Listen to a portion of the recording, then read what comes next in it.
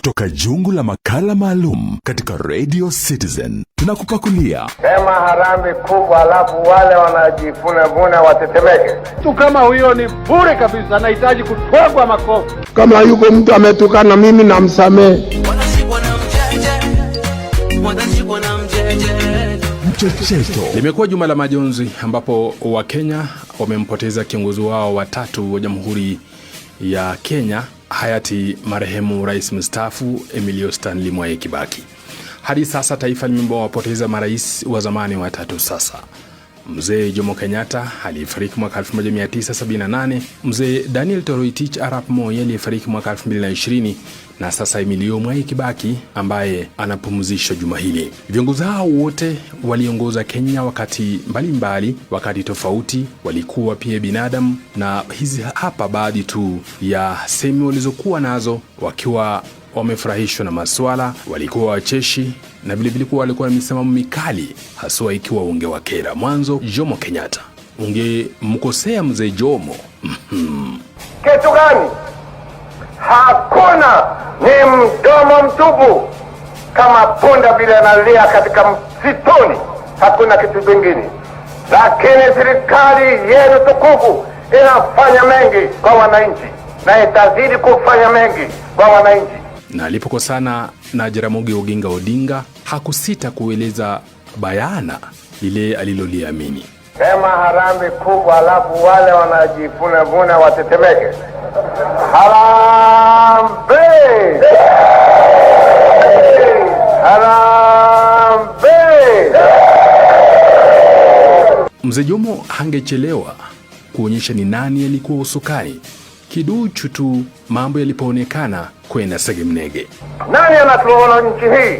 Kama ni KANU au ni vinyangarika wengine wanatawala nchi hii?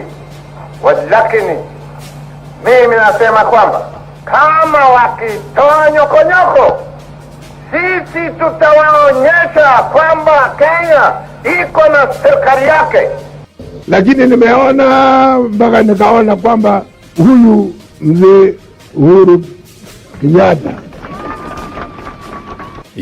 Moi naye alikuwa mtu wa aina yake na aliyesema mambo yake kivyake, kwa mwendo wa aste, kwa mwendo wazungu watasema staccato, lakini alipoamini kitu mzee alikuwa kivyake. Nilisema mwaka wa 98 kwamba nitajiuzulu kipindi hiki cha miaka 5 ikisha.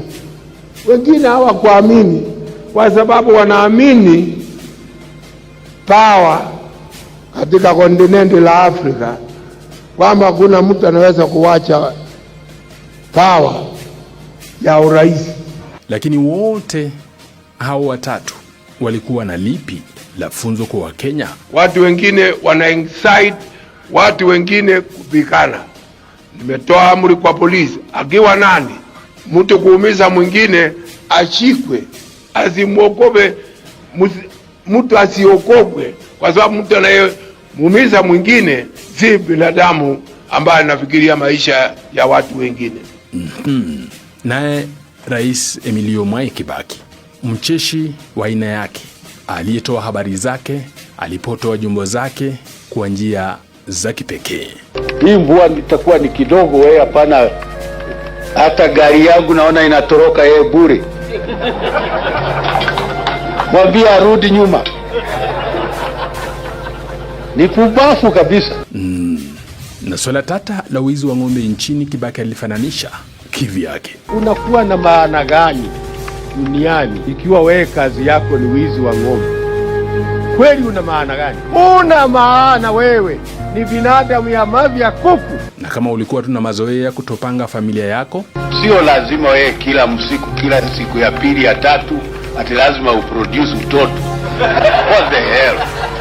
Hapana. Hiyo ni kukoza adabu. Na huu ni Mchecheto. Naitwa Josephat Odipo. Sisi wanasiasa ni kama shetani. Mchecheto kutoka Radio Citizen, Radio number 1.